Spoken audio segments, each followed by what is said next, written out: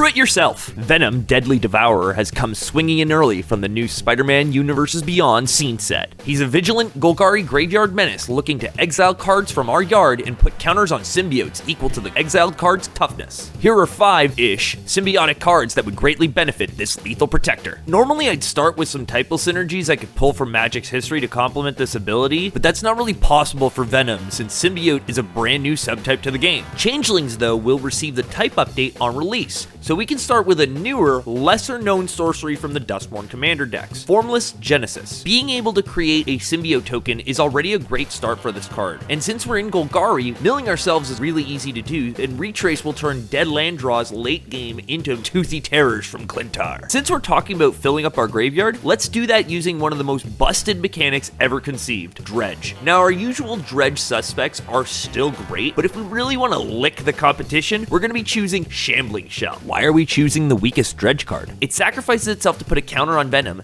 then can be brought back to hand with its Dredge ability and put more creatures in our graveyard, which our alien Grave Lord can then consume to become even larger and commander damage out a player. Add in some Hardened Scales effects, flashback, and recursion. Baby, you got a stew going. Okay, so we're gonna fill up the yard with some big booty bodies, but we're gonna need alternate ways of taking the fight to our opponent in the event of our commander getting imprisoned in the moon or mutated Darksteeledly. So we're going to put our creatures into Assault Formation. Ancient Lumberknot, Bedrock Tortoise, and Assault Formation all fill this role wonderfully, with a slight edge given to the turtle and enchantment. Using these cards opens you up to playing lumbering OXs early that can then turn into late game threats. And what if we want to get some more value from our creatures, then put them directly in the bin? Well, Evoke is perfect for that. Combined with cards like Phyrexian Reclamation and deck All-Star Tortured Existence, we can rebuy cards with powerful ETB effects like Shriekmaw or Knight Incarnate, while Walker of the Grove and Cloud Thresher offer our King in Black amazing late game snacks to satiate his appetite. The last card for Venom ended up being a bit of a brewer's paradise. Venom is one of those super open-ended commanders that really doesn't force you into one lane or another. His ability doesn't need other symbiotes to power up, so we kicked around a couple ideas here. We ended up choosing Souls of the Lost. Essentially being a black Tarmogoyf, Souls is always going to maintain its power and toughness. The additional cost here can actually benefit us as we're discarding larger, harder to cast creatures from hand to feed Venom and grow our souls, or sacrifice larger defenders that are already in play. Overall, I would rate Venom fairly low on the power scale, about a 2. He's not really breaking the game or comboing off in crazy ways on his own, and the nature of his ability means you'll only have a finite amount of fuel, or should I say food, to give him. But that doesn't mean Venom is boring. I put him at around a 4 on our interest scale, offering a lot of versatility gameplay options that will only expand with the upcoming Spider-Man set. This symbiote is anything but parasitic.